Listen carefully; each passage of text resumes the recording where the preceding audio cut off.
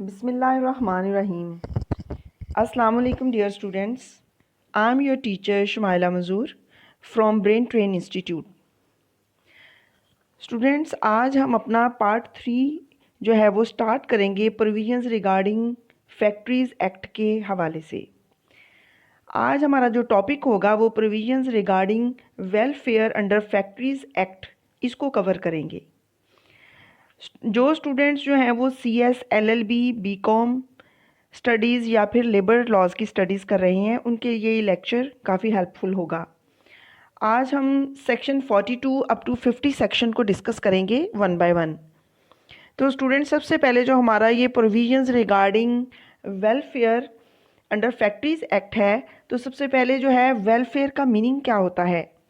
Welfare well being या safety या security, इसके हवाले से फैक्ट्रीज़ एक्ट जो है इसको डिस्कस करता है। तो स्टूडेंट्स, जो फैक्ट्री एक्ट है इसके अंडर जो है कुछ वेलफेयर मेजर्स होते हैं जो रिक्वायर्ड होते हैं लेबरर के लिए, वर्कर्स के लिए।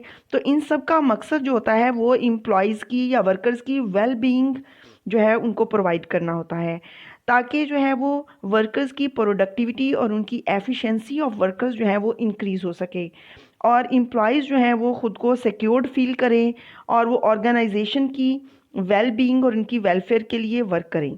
तो ये सब तभी मुमकिन है जब हम वर्कर्स को भी जो है वो ऑर्गेनाइजेशन कुछ उनको बेटर एनवायरनमेंट और बेटर एटमॉस्फेयर और सेफ्टी उनको प्रोवाइड करेगी।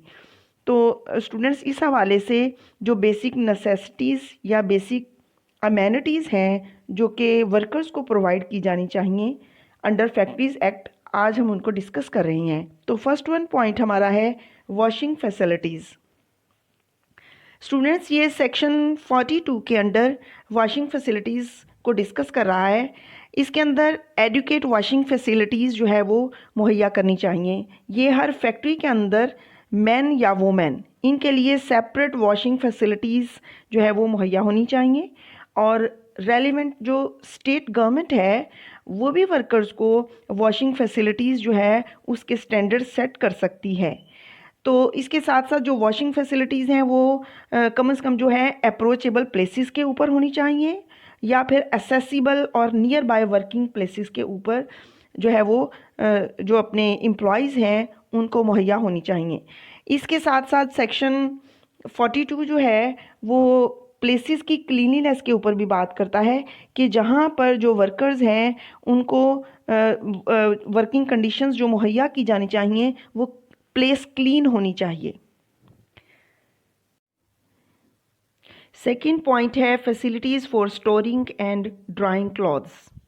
ये सेक्शन 43 जो है वो इसको डिस्कस कर रहा है और इसके अंदर ड्यूरिंग वर्किंग आवर्स में जो फैक्ट्री एरिया है इसके अंदर जो है वो वर्कर्स के लिए स्पेशल ड्रेसेस जो हैं वो डिज़ाइन जो है वो किए जाते हैं, ताकि जो भी हार्मफुल मशीनरी है या कुछ ऐसी मूविंग मशीन्स हैं जिनके पास वर्कर्स काम कर रहे हैं तो उनको किसी भी इंजरी से सेफ रखने के लिए उनके लिए स्पेशल ड्रेसेस जो हैं वो अरेंज किए जाते हैं।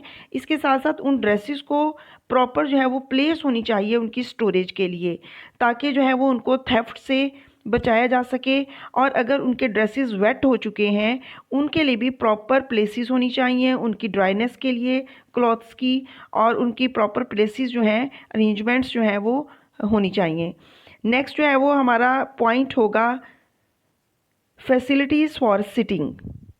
ये सेक्शन 44 के अंडर जो है वो वर्कर्स के लिए सीटिंग फैसिलिटीज़ को डिस्कस किया जा रहा है, जिसके अंदर हर फैक्ट्री के अंदर जो सूटेबल सिटिंग फैसिलिटीज़ होनी चाहिए, ख़ास तौर पर पर्टिकुलरली उन वर्कर्स के लिए जो स्टैंडिंग पोजीशन में वर्क करते हैं, ताकि ड्यूरिंग वर्किंग आवर्स जो हैं वो रेस्ट कर सकें और उनको रेस्ट की अपॉर्चुनिटी को अवेल कर सकें।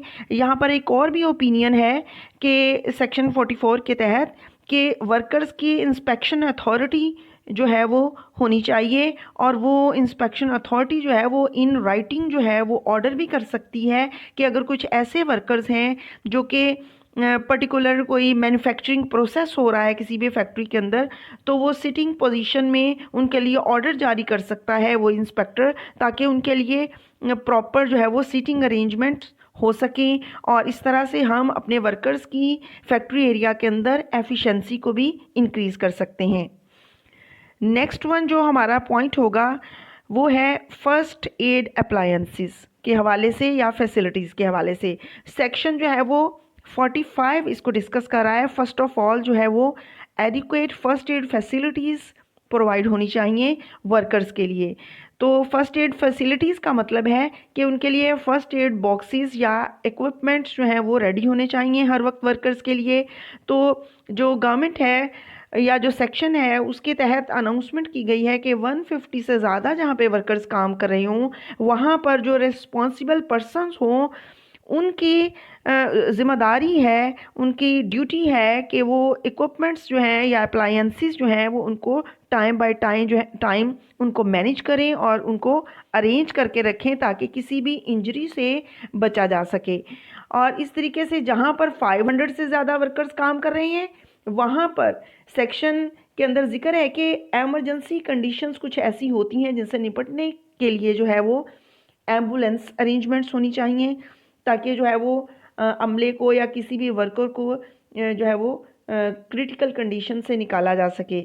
बिल्कुल इसी तरह जो है वो क्वालिफाइड जो है वो नर्सिंग स्टाफ होना चाहिए, इसकी अवेलेबिलिटी होनी चाहिए, ताकि क्रिटिकल कंडीशन के अंदर वर्कर्स को एमरजेंसी में सेफ्टी प्रोवाइड की जा सके। तो स्टूडेंट्स नेक्स्ट हमारा पॉइंट होगा कैंटीन फैसिलिटीज़। ये सेक्शन 46 इसको डिस्कस कर रहा है कि जहाँ पर 250 या इससे ज़्यादा वर्कर्स एम्प्लॉयड हैं, तो वो फैक्ट्री जो है वो बाउंड है कि वो अपने एम्प्लॉयज़ के लिए, अपने वर्कर्स के लिए एडिक्वेट कैंटीन फैसिलिटीज़ प्रोवाइड करे। कैंटीन आइटम्स जो हैं तो सबसे पहले वो स्टैंडर्डाइज होने चाहिए, यानी कैंटीन बिल्डिंग जो है उसकी कंस्ट्रक्शन के ऊपर भी जिक्र किया गया है, और इसकी बाकी जो इक्विपमेंट्स हैं या फर्नीचर वगैरह हैं वो भी प्रॉपरली जो है वो मेंटेन हों। और इसके अलावा जो भी फूड स्टफ़ कैंटीन के ऊपर अवेलेबल हों वो भी एम्प्लॉयज़ की हेल्थ और उनकी वेलफेयर को इफ़ेक्ट ना कर रहे हों। और कैंटीन जो है उसके लिए लाजमी तौर पर एक मैनेजिंग कमेटी हो जो इन सब इश्यूज़ को सॉल्व करे, उनका ख्याल रखे। इस तरह से कैंटीन फैसिलिटीज़ जो हैं वो हमने डिस्कस की अंडर सेक्शन 46। नेक्स्ट हमारा आता है सेक्शन 47 जो कि shelter, rest rooms and lunch rooms के बारे में है। जहाँ पर मोर देन 150 वर्कर्स अगर काम कर रहे हैं, एम्प्लॉयड हैं, वहाँ पर जो है वो सूटेबल शेल्टर या रेस्ट रूम फैसिलिटीज़ होनी चाहिए।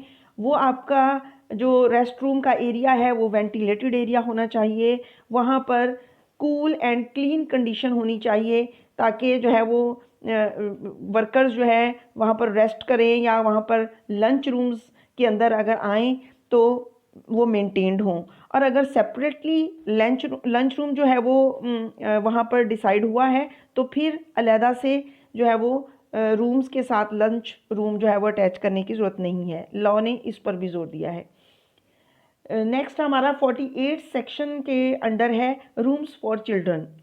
इसको आप क्रैचेस भी कह सकते हैं, ऐसे रूम्स जहाँ पर जो बिलो देन 6 मंथ्स या बहुत ही छोटी एज के बच्चे होते हैं, जहाँ पे वुमेन वर्कर्स काम कर रही होती हैं, उस फैक्ट्री एरिया में 50 से ज़्यादा अगर वुमेन एम्प्लॉयड हों तो उनके लिए सूटेबल रूम्स जो हैं वो होने चाहिए, जहाँ जो वुमेन है वो अपनी चिल्ड्रन की बिलोंगिंग्स वगैरह और उनके यूज़ की मुख्तलिफ जो है चीज़ें रख सकें। तो इसलिए स्पेशली ट्रेंड जो हैं वो वुमेन भी होनी चाहिए, जो कि एज एन हेड के तौर पर काम करें और बच्चों की वो लुक आफ्टर कर सकें, लाइक अ नर्सरी टाइप जो है वो होनी चाहिए, और जहाँ पर उनको फ्री मिल्क या फिर रिफ़्रेशमेंट वगैरह जो है उसकी सप्लाई भी मुहैया की जा सके।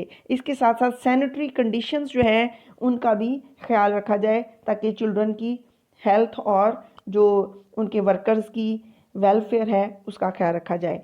नेक्स्ट जो पॉइंट है वो है सेक्शन 49 के अंडर हम इसको डिस्कस कर रहे हैं, वो है वेलफेयर ऑफिसर्स।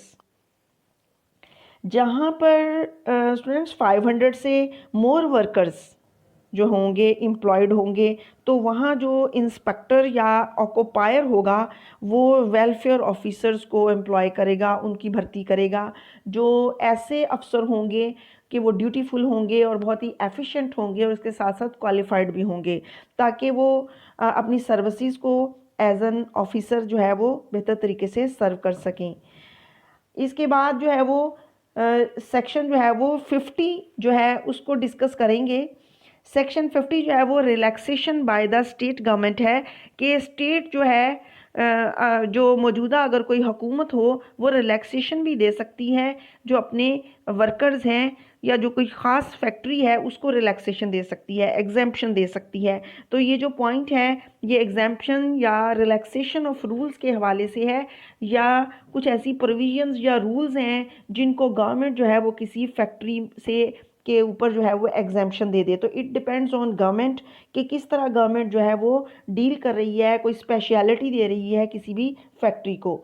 तो ये जो है वो सारा गवर्नमेंट के ऊपर डिपेंड करेगा। तो स्टूडेंट्स आज का लेक्चर कंप्लीट होता है। थैंक यू, अल्लाह हाफिज़।